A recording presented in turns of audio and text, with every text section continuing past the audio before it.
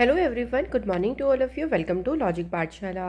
आज के इस वीडियो में हम कवर करेंगे 11th ऑफ नवंबर 2022 के इम्पॉर्टेंट करंट अफेयर्स के क्वेश्चंस। फ्रेंड्स, यहाँ पे मैंने सभी क्वेश्चन सिलेक्टेड लिए हैं। आपके एग्जाम के लिए वीडियो काफ़ी ज़्यादा इंपॉर्टेंट है और करंट अफेयर्स के साथ साथ हम लोग काफ़ी ज़्यादा रिविज़न करते हैं, जिससे आप लोग पुराने जो करंट अफेयर्स है वो भी यहाँ पे इजीली रिवाइज कर सकते हैं। तो जितनी भी इंफॉर्मेशन आपके एग्ज़ाम के लिए इंपॉर्टेंट होती है वो सभी आपको इस वीडियो से मिल जाएगी। और फ्रेंड्स, इसका जो पीडीएफ है ना वो आप लोगों को मिलेगा टेलीग्राम ग्रुप से। अगर आपने ज्वाइन नहीं किया अभी तक तो लिंक आपको डिस्क्रिप्शन बॉक्स में भी दिया गया है और आप लोग डायरेक्टली भी जा सकते हैं टेलीग्राम पर। जब आप सर्च करेंगे लॉजिक पाठशाला 16 देन आपको ग्रुप मिल जाएगा। ये ग्रुप आपके लिए काफ़ी इंपॉर्टेंट है, आप पीडीएफ ले सकते हैं। बहुत सारी जो छोटे छोटे पॉइंट्स होते हैं वो भी आपसे यहाँ पे शेयर किए जाते हैं। तो चलिए फ्रेंड्स, अब शुरू करते हैं वीडियो को एक मोटिवेशन कोट से। If you don't step forward you are always in the same place. तो देखिए, फैक्ट है, अगर आप आगे स्टेप फॉरवर्ड यानी अगर आप एक भी स्टेप आगे नहीं बढ़ेंगे तो आप उसी प्लेस पे रहेंगे जहां आप ऑलवेज थे। तो अगर आप लाइफ में आगे बढ़ना चाहते हैं, सक्सेस हासिल करना चाहते हैं, तो आपको एक स्टेप आगे बढ़ना पड़ेगा। इट मीन्स आपको कुछ ना कुछ सीखना होगा। जब आप रोज़ सीखेंगे, रोज़ कुछ अच्छा करेंगे, रोज़ आगे बढ़ेंगे, चाहे वो आपका स्मॉल स्टेप क्यों ना हो, लेकिन आपको एक स्टेप आगे लेना ही है, तभी लाइफ में आप आगे बढ़ सकेंगे। तो चलिए फिर हम भी एक स्टेप आगे लेते हैं। तो अब शुरू करेंगे कुछ इंपॉर्टेंट डे से। तो पहला इंपॉर्टेंट डे है हमारा world science day for piece and development. तो ये जो दिन है वो 10th ऑफ नवंबर को आपका मनाया जाता है। तो हमारी डेली लाइफ में साइंस की क्या इम्पोर्टेंस है, उसका क्या रेलेवेंस है, उसको रेस करने के लिए, उसको बढ़ाने के लिए या उसकी इम्पोर्टेंस बताने के लिए ये दिन सेलिब्रेट किया जाता है। इस दिन के इस दिन को शुरू किया था यूनेस्को ने 2001 में और सबसे पहली बार ये 2002 में सेलिब्रेट किया गया था। अब बात करते हैं इसकी थीम की। मैं फिर बोलती हूँ फ्रेंड्स, थीम के ऊपर भी आप लोग ज़रूर ध्यान दें। इसकी थीम है basic sciences for sustainable development. तो ये फ्रेंड्स इसकी रही है इस बार की थीम।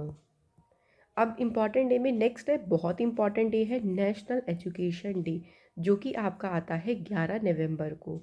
तो 11 नवंबर को आपका मनाया जाता है राष्ट्रीय शिक्षा दिवस जो है मनाया जाता है, एजुकेशन डे। तो इस दिन देखिए बर्थ एनिवर्सरी होती है मौलाना अबुल कलाम आज़ाद जी की, जो कि हमारे इंडिपेंडेंट इंडिया के पहले एजुकेशन मिनिस्टर थे। उन्हीं की बर्थ एनिवर्सरी को मनाने के लिए, कमोमरेट करने के लिए नेशनल एजुकेशन डे 11 नवंबर को मनाया जाता है। मौलाना अबुल कलाम आज़ाद जी एजुकेशन मिनिस्टर रहे 15 अगस्त 1947 से लेके 2 फरवरी 1958। तो देखिए, कई बार ऐसा क्वेश्चन डायरेक्ट भी बन जाता है कि इंडिपेंडेंट इंडिया के पहले एजुकेशन मिनिस्टर कौन रहे थे। तो आपका आंसर होगा मौलाना अबुल कलाम आज़ाद। बात करें इसकी थीम, तो इस बार की जो थीम रही वो क्या है, चेंजिंग कोर्स ट्रांसफॉर्मिंग एजुकेशन। तो ये फ्रेंड्स इस बार की थीम रही है। चलिए अब शुरू करते हैं क्वेश्चन फर्स्ट से। पहला क्वेश्चन देखिए, India has participated in 26th international Malabar naval exercise, जो कि ऑर्गेनाइज कहाँ पे हुई है, जापान के योकोसुका में इसको ऑर्गेनाइज किया गया। ये 26 नंबर का इंटरनेशनल मालाबार एक्सरसाइज हुई, इंडिया ने इसमें पार्टिसिपेट किया। क्वेश्चन में बोला है विच of the following country is not participated of this exercise. तो भाई इस एक्सरसाइज का हिस्सा इनमें से कौन सी कंट्री नहीं है। क्वेश्चन हमेशा फ्रेंड्स ध्यान से पढ़िएगा, क्योंकि कई बार ऐसा आपको कंफ्यूज करने के लिए नोट दे देते हैं और हम लोग नहीं पढ़ पाते हैं। तो देखिए, अगर हम बात करें जो मालाबार एक्सरसाइज है, सबसे पहली बात ध्यान रखेंगे उसमें 4 कंट्री पार्टिसिपेट करती हैं, इंडिया, ऑस्ट्रेलिया, जापान और यूएसए।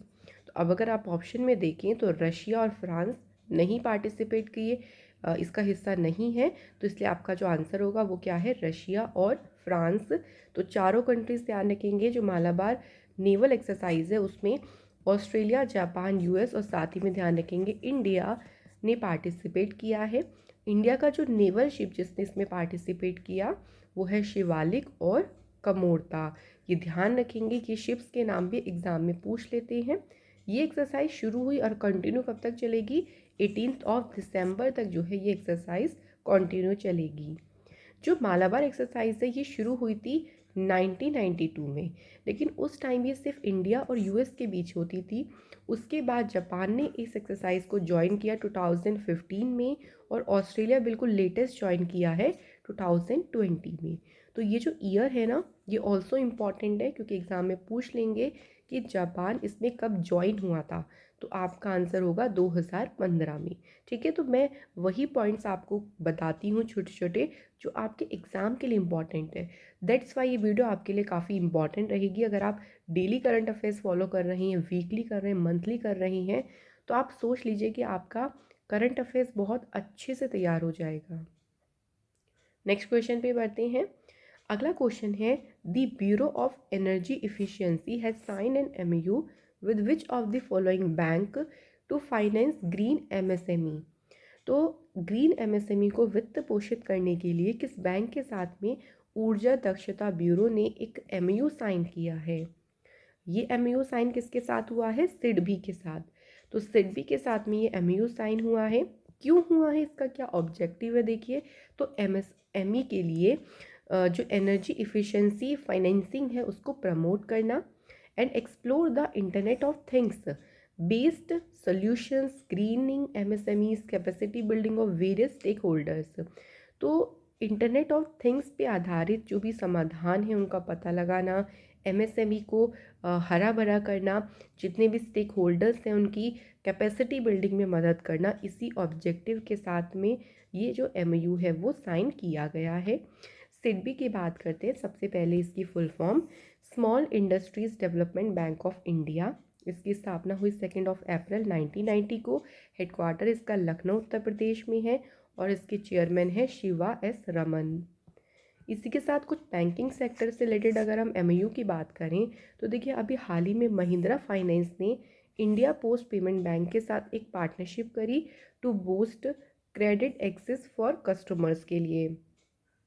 इसके अलावा देखिए कैशे ने आईआरसीटीसी के साथ पार्टनरशिप करी टू लॉन्च ट्रेवल नाउ पे लेटर फैसिलिटी, कि भाई आप जो पे है वो बाद में भी कर सकते हो, ईएमआई के थ्रू भी कर सकते हो। आरबीएल बैंक ने बुक माई शो के साथ पार्टनरशिप करी टू प्ले क्रेडिट कार्ड को लॉन्च करने के लिए। तो इसका नाम क्या है क्रेडिट कार्ड का? प्ले।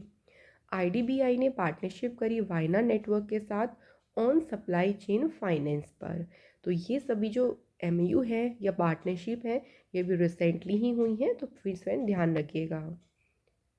अगला क्वेश्चन है हमारा, according to Forbes Asia's power business women 2022 list, which of the following women is included in the list? इनमें से अगर हम बात करें कौन सी महिला उस सूची में शामिल हैं, ये बोला गया है कि शामिल कौन सी हैं। तो सही आंसर अगर हम देखें, ऑप्शंस में हमारे पास है नीता अंबानी, रोशनी नादर, गज़ल अलाग एंड फाल्गुनी नायर। तो अगर हम एशिया की पावर बिजनेस वुमेन की जो लिस्ट है उसमें देखें, तो आपका आंसर रहेगा ऑप्शन सी, गज़ल अलग जो है वो इस लिस्ट में शामिल है। और इस लिस्ट में अगर हम बात करते हैं तो इंडिया में से तो देखिए गज़ल जो है वो फर्स्ट प्लेस पे रही, देन सेकंड प्लेस पे रही शोभा मोंडेल, जो कि स्टील अथॉरिटी ऑफ इंडिया की चेयरपर्सन है। थर्ड प्लेस पे रही हैं नमिता थापर, जो कि एग्जीक्यूटिव डायरेक्टर है India businesses of Emcure pharma की। तो ये इंडिया की बात हो रही है, ध्यान रखेंगे ये टॉप पर रही है इंडिया में। ये जो वुमेन्स को सिलेक्ट किया गया है, जो भी वो बिज़नेस चला रही हैं, उस बिज़नेस में जो उनकी अचीवमेंट्स हैं, जो उन्होंने अपने बिज़नेस को स्ट्रॉन्ग बनाया है, जो उपलब्धि उन्होंने हासिल करी है, उसी को देखते हुए ये जो लिस्ट है पूरी तैयार की गई है। नेक्स्ट क्वेश्चन देखिए। अगला क्वेश्चन है, which institute is the top educational institute in south Asia? यहाँ पे देखिए कंप्लीट एशिया की बात नहीं हो रही, बात हो रही कि कौन से इंस्टीट्यूट ने साउथ एशिया में टॉप किया है। एज पर दी रिसेंटली जो रिलीज़ हुई है QS एशिया यूनिवर्सिटी रैंकिंग्स 2023। तो साउथ एशिया में अगर हम बात करते हैं तो फ्रेंड्स हमारा राइट आंसर हो जाएगा IIT बॉम्बे ने जो है साउथ एशिया में टॉप किया है। अगर हम टॉप 5 एशियन यूनिवर्सिटी की बात करें, पूरी एशिया की अगर हम बात करें, तो सबसे पहले नंबर पे चाइना की पीकिंग यूनिवर्सिटी है, इसने इस लिस्ट में टॉप किया है। सेकंड प्लेस पे है national university of Singapore. Third place पे है शिंगुआ यूनिवर्सिटी जो कि है बीजिंग में। फोर्थ प्लेस पे है university of Hong Kong. And fifth place पे है नायांग टेक्नोलॉजिकल यूनिवर्सिटी जो कि है सिंगापुर में। तो ये फ्रेंड्स टॉप 5 एशियन यूनिवर्सिटी हैं। और अगर साउथ एशिया में बात करें तो आईआईटी मद्रास ने साउथ एशिया में टॉप किया है। अगले क्वेश्चन की तरफ पढ़ते हैं। अगला क्वेश्चन है हमारा, Atal innovation mission was launched in which year. तो देखिए क्वेश्चन में हमसे पूछा गया है कि जो अटल इनोवेशन मिशन है कौन से ईयर में लॉन्च किया गया था। तो इसे लॉन्च किया गया था 2016 में। अब ये न्यूज़ में अभी रहा, इसलिए यहाँ पे मैंने क्वेश्चन लिया है। क्या न्यूज़ में रहा है, तो देखिए नीति आयोग का जो अटल इनोवेशन मिशन है इसने अभी हाल ही में वुमेन सेंट्रिक चैलेंजेस को लॉन्च किया है under the second edition of Atal new India challenge. तो अटल न्यू इंडिया चैलेंज का जो सेकेंड एडिशन है उसी के तहत वुमेन सेंट्रिक चैलेंजेस को अटल इनोवेशन मिशन के द्वारा लॉन्च किया गया। तो ये अभी हमारा न्यूज़ में रहा था, इसलिए हमें ध्यान रखना है कि जो अटल इनोवेशन मिशन है ये लॉन्च कब हुआ था। तो ये हुआ था आपका 2016 में। अब देखो ये जो वुमेन सेंट्रिक चैलेंजेस को लॉन्च किया है, क्यों किया है, ताकि जो नेशनल इम्पोर्टेंस की जो भी सेक्टरल चैलेंजेस हैं उनको सॉल्व करने के लिए हम जो भी टेक्नोलॉजी बेस्ड इनोवेशन करते हैं उसको समर्थन देने के लिए, उसको सपोर्ट करने के लिए इसे लॉन्च किया गया है। वुमेन सेंट्रिक चैलेंजेस देखिए जो है ये एड्रेस करेगा जो भी मेजर इश्यूज़ हैं, जो भी वुमेन्स अपनी लाइफ में जो मेजर इश्यूज़ को फेस करती हैं उन सभी इश्यूज़ को क्या करेगा, ये एड्रेस करेगा। ठीक है, और उसके बाद उसको रिजॉल्व करने की या उसको किस तरीके से हम इम्प्रूव कर सकते हैं ये सारी कोशिश यहाँ पर की जाएंगी। अब यहाँ पे बात आ जाती है नीति आयोग की। तो नीति आयोग की फुल फॉर्म है national institution for transforming India. इसकी स्थापना हुई थी 1 जनवरी 2015 को, और पहले ये प्लानिंग कमीशन के नाम से जानते थे। इसे प्लानिंग कमीशन की स्थापना 15 मार्च 1950 को हुई। हेडक्वार्टर है न्यू दिल्ली में। चेयरपर्सन है नरेंद्र मोदी जी, वाइस चेयरपर्सन है सुमन केबेरी और सीईओ है Parameswaran Iyer. NITI Aayog ministry of commerce and industry के तहत में आता है। अच्छा, आप लोग मुझे एक ज़रूर आंसर करेगा कि जो मिनिस्ट्री ऑफ कॉमर्स है ये मिनिस्ट्री किसके पास है। तो इसका आंसर आप लोग मुझे ज़रूर करेगा कमेंट सेक्शन में। चलिए अगले न्यूज़ पे पढ़ते हैं। Very important news, which of the following state government has notified the Kaveri south wildlife sanctuary as the state 17 wildlife sanctuary. तो किस राज्य सरकार ने कावेरी दक्षिण जो वन्यजीव अभयारण्य है उसको राज्य के 17वें वन्यजीव अभयारण्य के रूप में अधिसूचित किया है। तो ये कहाँ पे है, तो राइट आंसर हमारा हो जाएगा तमिलनाडु। तो अब तमिलनाडु का जो 7th वाइल्ड लाइफ सेंचुरी बन गया है उसका नाम क्या है, ऐसे भी पूछ सकते हैं, Kaveri south wildlife century. अच्छा, तमिलनाडु से तो अभी हमारी हाल फिलहाल की भी न्यूज़ अगर बात करें तो देखिए तमिलनाडु गवर्नमेंट ने पुधुमाई जो पेन स्कीम है इसे शुरू किया था, और ये स्कीम शुरू करी गई थी फ्रेंड्स गर्ल्स स्टूडेंट के लिए। तमिलनाडु के चीफ मिनिस्टर के द्वारा जो 14 अप्रैल है इसे एज अ इक्वालिटी डे जो है इसे सेलिब्रेट करने की अनाउंसमेंट की गई। देन इंडिया की जो पहली एम्बुलेंस है जो कि स्ट्रीट एनिमल्स के लिए शुरू की गई थी, ये भी आपके तमिलनाडु में स्टार्ट की गई थी। तमिलनाडु का जो 16th बर्ड सेंचुरी बना, ये ध्यान रखेंगे कौन सा किसे डिक्लेयर किया गया था, तो आपका आंसर होगा काजू वैली वेटलैंड को 16th बर्ड सेंचुरी डिक्लेयर किया गया था। तो ये कुछ इंपॉर्टेंट न्यूज़ है फ्रेंड्स। अब बात करते हैं क्वेश्चन की। तो देखिए ये जो सेंचुरी है जिसे नोटिफाइड किया गया है इसे अंडर सेक्शन 21A यानी वो जो वाइल्ड लाइफ प्रोटेक्शन एक्ट 1972 का सेक्शन 26 का ए है उसी के तहत जो है इसे नोटिफाई किया गया है। और इसको डिक्लेयर किसके द्वारा किया गया, तमिलनाडु के चीफ मिनिस्टर M.K. स्टालिन ने जो है इसे डिक्लेयर किया। बात करते हैं तमिलनाडु की। तो लोकेशन अगर मैप में देखें तो यहाँ पे आप देख सकते हैं तमिलनाडु स्टेट, कैपिटल है चेन्नई, सीएम है M.K. स्टालिन, गवर्नर है R.N. रवि।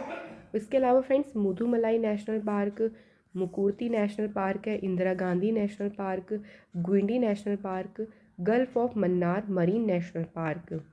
नेक्स्ट है कि हेरिटेज साइट्स यहाँ से कौन कौन सी हैं, ग्रेट लिविंग चोला टेम्पल जो कि है थंजावुर में, ग्रुप ऑफ मॉन्यूमेंट्स ये महाबलीपुरम में है, ये आपके हेरिटेज साइट्स में इंक्लूड है। इम्पॉर्टेंट डैम्स में है मेट्टू डैम जो कि है कावेरी रिवर पे, और वैगई डैम है वैगई रिवर पे। टेम्पल्स में इम्पॉर्टेंट है यहाँ के मीनाक्षी रामनाथ स्वामी टेम्पल और रंगनाथ स्वामी टेम्पल। एक इम्पॉर्टेंट चीज़ ध्यान रखिएगा फ्रेंड, तमिलनाडु का जो क्लासिकल डांस है ये बहुत ज़्यादा पूछते हैं, कौन सा है, भरतनाट्यम, इसे भी ज़रूर ध्यान रखिएगा। ये है तमिलनाडु का क्लासिकल डांस। अगला क्वेश्चन है, who has become the first Indian American to be elected as a lieutenant governor in the state of Maryland adjoining the US capital. अमेरिकी राजधानी से सटा जो मैरीलैंड राज्य है वहाँ पे लेफ्टिनेंट गवर्नर के रूप में चुनी जाने वाली पहली भारतीय अमेरिकी कौन बनी है? तो फ्रेंड्स इनका नाम ध्यान रखेंगे, वेरी इंपॉर्टेंट, इनका नाम है अरुणा मिलर। तो अरुणा मिलर ये पहली इंडियन अमेरिकन बनी है जो कि लेफ्टिनेंट गवर्नर बनी है मैरीलैंड, स्टेट ऑफ मैरीलैंड की। She will also be the first south Asian women जिन्होंने इस पोजीशन को सर्व किया है। मिलर जो है फॉर्मर एग्जीक्यूटिव डायरेक्टर रही हैं इंडियन अमेरिकन इम्पैक्ट प्रोजेक्ट की। अब फ्रेंड्स अगर रिसेंट अपॉइंटमेंट्स की बात करें तो हाल ही में देखिए नेशनल मॉन्यूमेंट्स अथॉरिटी के चेयरमैन कौन बने? Professor Kishore Basa. Chairperson of 22nd law commission of India कौन अपॉइंट हुए हैं? कर्नाटक के फॉर्मर कर्नाटक हाई कोर्ट के chief justice Rituraj Awasthi. International hockey federation के प्रेसिडेंट बने हैं तैयब इकरम। अगले क्वेश्चन पे बढ़ते हैं। नेक्स्ट क्वेश्चन है, who has been awarded Bailey K Ashford medal 2022। तो बेली के एशफोर्ड मेडल से किसे सम्मानित किया गया है? Right answer is doctor Subhash Babu को इस अवार्ड से सम्मानित किया गया है। ये अवार्ड उनका जो ट्रॉपिकल मेडिसिन में जो उनका कंट्रीब्यूशन रहा है, जो उनका रिसर्च वर्क रहा है, उसी के लिए उनको ये अवार्ड दिया गया है। डॉक्टर सुभाष बाबू ये साइंटिफिक डायरेक्टर हैं ICER यानी international centre for excellence in research India programme के ये साइंटिफिक डायरेक्टर हैं। एक इम्पॉर्टेंट पॉइंट ध्यान रखिएगा कि 82 ईयर की हिस्ट्री में ये जो अवार्ड है किसी इंडियन साइंटिस्ट को नहीं मिला है, इसलिए आपके लिए काफ़ी ज़्यादा इम्पॉर्टेंट हो जाएगा। अब फ्रेंड्स इसी के साथ कुछ और इम्पॉर्टेंट अवार्ड्स की बात करते हैं। तो देखिए हाल फिलहाल में ही इंटरनेशनल कनंगड़े रत्न अवार्ड ये मिला है YKC वडियार को। उत्तराखंड गौरव सम्मान से सम्मानित किया गया है अजीत डोभाल, विपिन रावत जी को, प्रसून जोशी, गिरीश चंद्र तिवारी एंड वीरेन डांगवाल। नेक्स्ट है chevalier award by French government, ये अवार्ड मिला है अरुणा साईराम को। एजुथाचन अवार्ड केरल गवर्नमेंट के द्वारा ये मिला है नोटेड मलयालम राइटर है सेथु जी को। अगला क्वेश्चन है, who among the following has been inducted into the ICC hall of fame recently. अभी हाल ही में ICC hall of the fame में किसे शामिल किया गया है? तो अब इनमें से अगर हम ऑप्शंस की बात करेंगे तो राइट आंसर हमारा हो जाएगा, देखिए शेरलोट एडवर्ड्स को जो है हॉल ऑफ द फेम में शामिल किया गया है। यहाँ तीनों नाम देखिएगा, इन तीनों को ही हॉल ऑफ फेम में शामिल किया गया है। अभी हमने बात करी थी शेरलोट एडवर्ड्स की, तो इंग्लैंड की multi time world cup winning captain है ये, इनको भी हॉल ऑफ फेम में शामिल किया है नंबर 108।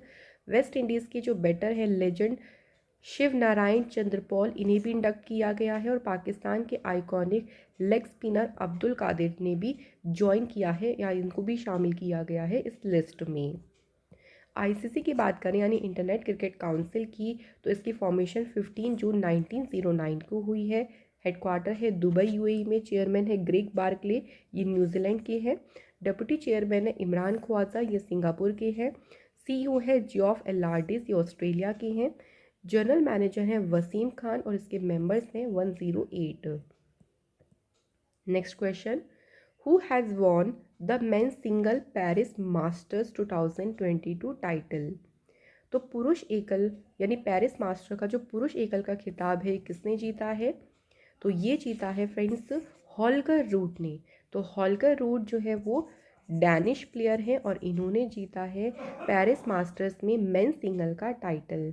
इन्होंने फाइनल में जो डिफीट किया वो नोवाक जोकोविच को किया है डिफीट, और ये अभी तक के सबसे यंगेस्ट विनर बने हैं पेरिस टूर्नामेंट के बोरिस बेकर के बाद। 1986 में बोरिस बेकर देखिए यंगेस्ट विनर रहे, उसके बाद ये सबसे कम उम्र के विजेता बने हैं। इसमें ही ध्यान रखिएगा कि जो मेंस डबल का टाइटल जीता है, ये जीता है नीदरलैंड के वीसली कूल और यूनाइटेड किंगडम के नील स्कूप्सी ने। अगला क्वेश्चन देखते हैं। India will host the women's world boxing championship in 2023 in which of the following city. तो अगले साल देखिए जो वर्ल्ड बॉक्सिंग चैंपियनशिप होगा ये इंडिया में होगा, और कौन सी सिटी में यहाँ पे पूछा गया है, तो न्यू दिल्ली जो है इस चैंपियनशिप को किया जाएगा, या न्यू दिल्ली जो है इसे होस्ट करने वाला है। तीसरी बार है जब वुमेन कंपटीशन जो है वो इंडिया में होने जा रहा है। इससे पहले 2006 और 2018 में जो कंपटीशन हुए थे वो इंडिया में हुए थे। इस बार का जो एडिशन था 2022 वाला, ये हुआ था इस्तांबुल टर्की में। तो ये भी हमें ध्यान रखना है कि 2022 वाला भी कहाँ पे हुआ था। तो फ्रेंड्स ये हमारे थे आज के सभी इंपॉर्टेंट करंट अफेयर्स के क्वेश्चंस। अब टाइम आता है रिवीजन करने का, तो चलिए करते हैं फटाफट से रिवीजन। पहला क्वेश्चन है, who is the author of the book, जिसका टाइटल क्या है, winning the inner battle bringing the best version of you to cricket. तो ये बुक किसने लिखी है, तो राइट आंसर हो जाएगा फ्रेंड्स शेन वॉटसन ने ये बुक लिखी है। अगला क्वेश्चन है, who has authored a new book, जिसका टाइटल है ई के जानकी अमल लाइफ एंड साइंटिफिक कॉन्ट्रीब्यूशन। तो ये बुक किसने लिखी है, राइट आंसर हो जाएगा Nirmala James. Which bank has committed to finance 1,000 entrepreneurs in Nagaland through a partnership with Business Association? Correct answer है SBI। अगला है वर्ल्ड की जो पहली वैदिक क्लॉक है, इसे कौन से शहर में स्थापित किया जाएगा, तो इसे उज्जैन में स्थापित किया जाएगा। नेक्स्ट क्वेश्चन है, विच प्लेटफॉर्म, जिसने लॉन्च किया है एक फ्लड फॉरकास्ट डिस्प्ले का एक प्लेटफॉर्म और इसको नाम दिया है फ्लड हब, तो इसे लॉन्च किसने किया है, आंसर हो जाएगा Google. Who has unveiled the logo theme and website of India's G20 presidency. इसका अनावरण किया है प्राइम मिनिस्टर नरेंद्र मोदी जी ने। Next is which of the following IIT जिस एग्रीमेंट साइन किया है कोचिन शिपयार्ड लिमिटेड के साथ, ताकि जो मैरीटाइम सेक्टर के स्टार्टअप्स हैं उनको सपोर्ट किया जा सके। तो ये MOU साइन किया गया है या ये पार्टनरशिप हुई है IIT मद्रास के साथ। Who has launch the logo of purple fest at a function held in Manohar Parrikar memorial hall. तो पर्पल फेस्ट का जो लोगो है लॉन्च किया है गोवा के चीफ मिनिस्टर प्रमोद सावंत जी ने। तो फ्रेंड्स कल आप लोगों से क्वेश्चन पूछा गया था, तो फर्स्ट क्वेश्चन का जो हमारा आंसर है वो है यूक्रेन के जो लोग हैं उनको साखरोव प्राइज़ जो मेडल है इससे सम्मानित किया गया था। सेकंड था FIFA under 17 women's world cup, ये किसने जीता है, तो फ्रेंड्स ध्यान रखेंगे ये जीता है स्पेन ने। तो सही आंसर है आपका। तो फ्रेंड्स आप सभी ने बिल्कुल सही आंसर करे हैं। आज के हमारे कमेंट है Suresh Kumar and Singham Pritam, thank you so much guys.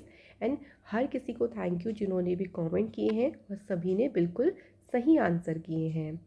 तो चलिए अब आज के क्वेश्चंस की बात करते हैं। फर्स्ट क्वेश्चन है, who wrote the book new dimensions of India foreign policy. तो ये बुक है, देखिए ये बुक किसके द्वारा लिखी गई है। सेकंड हमारी बुक है वेल्थ ऑफ नेशंस। तो आपको ये दो बुक्स के बारे में बताना है कि ये किसके द्वारा लिखी है, उनके ऑथर का नाम क्या है। तो इसी के साथ फ्रेंड्स हमारी वीडियो कंप्लीट होती है। आई होप सो कि वीडियो के सभी कॉन्सेप्ट आपको अच्छे से क्लियर हुए होंगे। फ्रेंड्स अगर आपको हमारी वीडियो अच्छी लगती हैं, हेल्पफुल लगती हैं आपके एग्ज़ाम के लिए, और यहाँ से आपको कई सारी ढेरों इन्फॉर्मेशन मिलती है, तो प्लीज़ वीडियो को लाइक करें, अपने फ्रेंड्स अपने ग्रुप में शेयर करें, एंड प्लीज़ चैनल को सब्सक्राइब नहीं किया है तो सब्सक्राइब ज़रूर करें, और जो ऑलरेडी सब्सक्राइबर हैं आप सभी को थैंक यू सो मच। तो मिलते हैं अनदर इम्पॉर्टेंट वीडियो में। Thank you so much for watching this video.